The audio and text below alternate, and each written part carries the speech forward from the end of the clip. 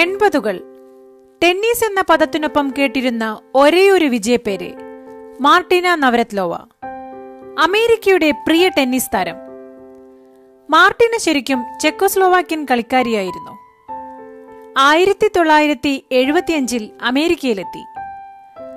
1981 American പൗരത്വം. തുടർന്ന് മാർട്ടിനയുടെ അശ്വമേധമായിരുന്നു. Grand slam കിരീടങ്ങൾ ഒന്നൊന്നായി അവർ നേടി.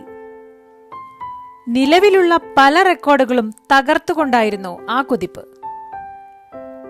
നേടാവുന്നതിന്റെ പരമാവധി നവരത്ലോവ നേടിക്കഴിഞ്ഞു. എങ്കിലും ഒരാഗ്രഹം മാത്രം അവശേഷിച്ചു. വിംബിൾഡൺ സിംഗിൾസിൽ ഒരാൾ നേടിയ പരമാവധി വിജയം 8 എണ്ണമായിരുന്നു. ആരും 9 എത്തിയിരുന്നില്ല. അതുകൂടി നേടാനായാൽ? പക്ഷേ പ്രായം അവരെ ഭയപ്പെടുത്തി. 1990 15 വർഷത്തെ പ്രൊഫഷണൽ പരിചയമുണ്ടായിട്ടും കളിക്കളത്തിൽ നവരത്ലോവ ആദ്യമായി ഭയന്നു. എതിരാളി സീന ഗാരിസൺ. തുടക്കത്തിൽ തന്നെ മാർട്ടിന മുട്ടുവേദന കൊണ്ട് പിടഞ്ഞു. ആദ്യ സെറ്റ് സീന ഗാരിസൺ പൂവിറുക്കുന്ന ലാഘവത്തോടെ നേടി. രണ്ടാം സെറ്റ് 6-4 മാർട്ടിനയ്ക്ക്. അടുത്തത് നിർണായകം. ഒന്നും മാർട്ടിനയ്ക്ക് അനുകൂലമായിരുന്നില്ല.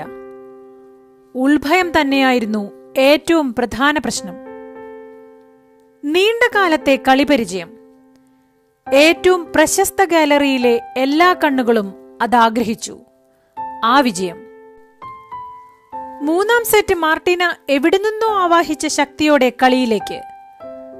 സെറ്റ് പൂർത്തിയായി. 6-1.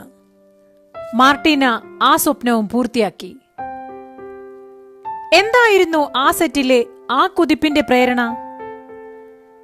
കളിക്കളത്തിൽ നേടേണ്ടതും നഷ്ടപ്പെടുത്തേണ്ടതും തനിച്ചാണ്. അപ്പോൾ പിന്നെ നേട്ടം മാത്രം ലക്ഷ്യം വെച്ചാൽ പോരെ?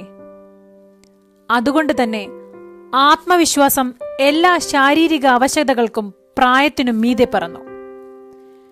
വിജയം റാക്കറ്റിലേക്ക് മടങ്ങിയെത്തി.